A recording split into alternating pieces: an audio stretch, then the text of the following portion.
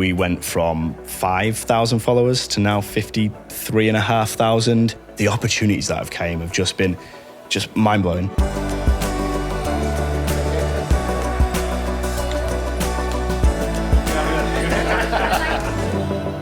Hello and welcome to this BT podcast series where we meet with business owners who are using technology to keep their companies thriving.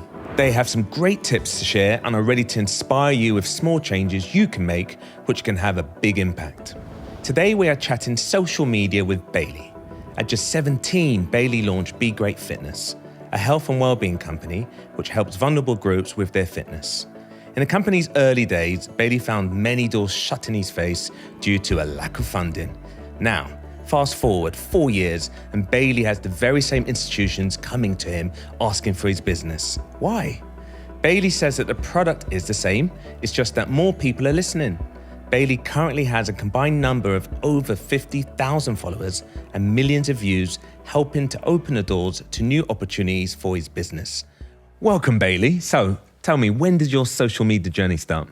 So we've had social media from the very start of the company. It was something I was so conscious about. I started my business at 17, so I felt like I needed to, make us look a bit bigger than we were. I was worried that clients or potential clients might not take us seriously. So I hid behind the brand and we built up our company social medias and logos and uniforms and made it look so good to the point where people weren't worried about signing with a 17-year-old. But it just sort of plateaued. It got to a point where we felt like we couldn't do any more. And I posted a TikTok video, and just on the company account, I had no personal socials, and it ended up getting, I think, 900,000 views. Wow. And we're like, what changed? What happened? But all it was a video of me in one of my standard classes, my business, what I do day to day, with a group of residents in a care home. And people just went crazy for it. And it was at that point where we realized, actually, people need a face, people need a story to buy into. And I think it's just that classic thing of people buy people. We wanted to get our sessions into more care homes to help more people when it came to the bigger picture. So our strategy was really about changing everything to Bailey. Wow, inspiring, 17. Yeah. Wow. So what tips would you give to small businesses looking to start up their own social media game? Find a niche. That's one of the main things.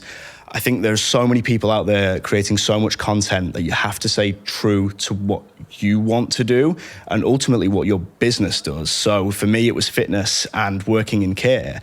It was a niche that not many people were doing, and I understood that we could stand out a little bit more there. But then I had to think about educating or entertaining. I feel like content should be broken up into those two pillars, because we're either going through the education route where we're trying to serve our audience and deliver them something that they can genuinely take away and use in their lives, in their businesses, in their workplaces, or we go to the entertainment point where we're just grabbing emotions and taking them on this like roller coaster of a journey through a 1-minute video. It's crucial to look at our statistics through this as well. So each app has metrics and different things you can look at, analytics, where you can see how long people are watching your videos for, who's watching your video, and where they're from even. The analytics are so informative, and they're just getting better. But what that does is it really helps to structure how our content works and where our content goes and what our niche is exactly. That comes down to your analytics. Who are your viewers? What age are your viewers? Where are your viewers watching from?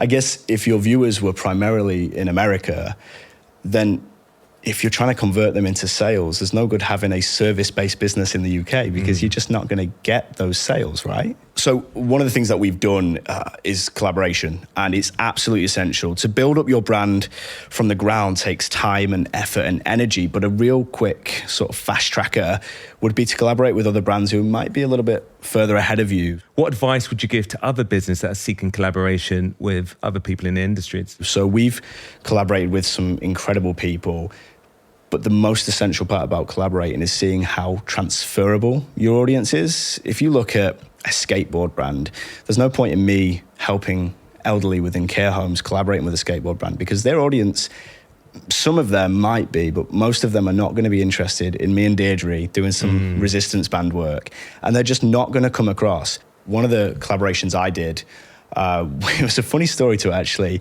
We started posting these videos and they ended up getting millions of views. We were shocked. And we saw that a account on TikTok called Jess and Norma liked it. I went over and had a little look, and it turned out they were this incredible grandma-granddaughter duo. So I just shot my shot.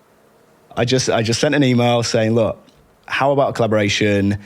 You know, I work in fitness with the elderly. I'd love to see if I can help your grandma in some way. And their manager came back and said, love the idea of this. Before we knew it, we were in a home with a videographer filming this collaboration that we didn't even have to pay for, you know. So we did that, and God, the amount of views that brought in, millions of hits, all over socials. They collaborative post with us. So if you don't know what that is, it's an Instagram feature where it posts to both accounts, and you have to invite each other as a collaborator. But that means people who usually just see her content all of a sudden can see your content as well. There's a way to really bringing those followers fast over. Yeah. So it just sort of skips past that really slow build up of an audience when you're collaborating with bigger brands, and puts you in front of people that might never have seen you before. It was an organic thing that helped both parties. She needed some more content, and it was really interesting to spread awareness about exercise at home. And we saw value in their audience. There was a lot of transferable people between you guys. Yeah. When I reached out to Jess and Norma, I had 20,000 followers. They had millions of followers. But it was just that little level of confidence where you go, do you know what? I'm going to try. If it doesn't work out, okay, whatever, move on to the next thing. But if you don't try, you don't see the results. So tell me, did you have a strategy in mind from the start of it? And if so, what's the strategy you employ now? We changed our company accounts to my name instead. We changed it to Bailey, changed the profile pictures, changed the descriptions, and started really doubling down on our efforts there. And that was our whole strategy. So it was all about what we were doing in those homes, and it was constantly directing back to our company. Every video is in uniform with our logos everywhere. But this time instead, we were selling me instead of the business, and pointing everybody in the direction of those services. So strategy-wise, it's really about just captivating our audience, giving them something to feel, giving them emotions through video, from the music put on our videos to the moment that we've selected to the person even. Once we've got them, they tag their friends, they tag their family. Their family might have a mom or a dad in a care home, and they usually comment, we want this in our home. Or their family and friends might work in a home, and ultimately then they go onto our bio, our profile, they follow, they attach themselves, they want to see more. And we've got, links, for example, my email address in our bio, so they can reach out. And 9 times out of 10, that leads to sales. So we actually do 10% of outbound marketing. We rarely ever reach out to care homes and say, hey, do you want to work with us? Because the amount of inquiries now that come from these videos, my inbox, as you can imagine. Really lucrative, these videos, yeah. Absolutely. One thing we did do for the whole year within TikTok was not tag. We didn't tag a single care home, because we thought if we do get to a point where we have thousands and thousands of followers and millions of views, people are going to want to monetize that, right? People are going to want to be tagged in our videos. So it's all about how you can ultimately monetize your content. 2 years ago, I was a 19-year-old. Barely turning over enough money to pay myself and my part-time staff, living at home, and struggling, thinking, is this even worth it? Now with social media and content and all these videos and creation, we're looking at expanding nationally. We have just signed the company's biggest ever contract. We've signed with 14 new care homes, all under the same branch. 14 Wow. new care homes. And we're in conversations with multiple other companies and organizations that have anywhere from 25 to 40 right now. So it must have been crazy suddenly finding yourself at the center of this massive audience. Was there any sort of growing pains on the way to this journey of yours? Yeah, I mean, look, we're constantly trying to captivate our audience. We're constantly trying to bring new things. We want to find those magic moments that make our videos go viral. So sometimes we aren't getting millions of views. Look, I get thousands of views on some posts, and some posts just the other day, we hit 4 million on one of our TikTok videos.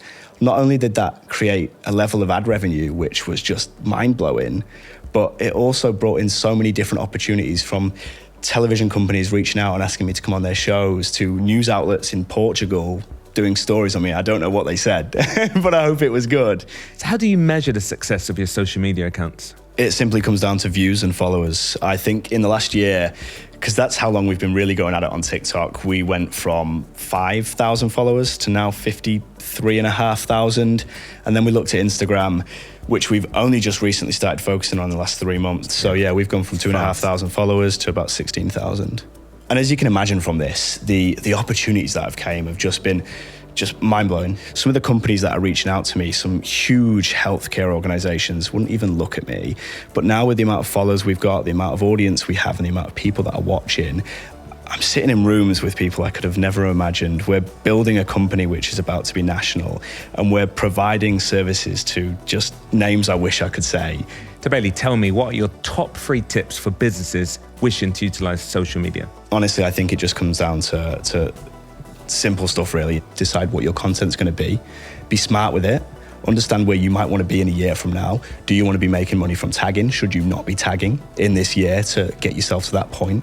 And then ultimately just be mindful of metrics and analytics. Look at what your content's doing, who's watching it, and how you can better dictate that for those people to grow your audience.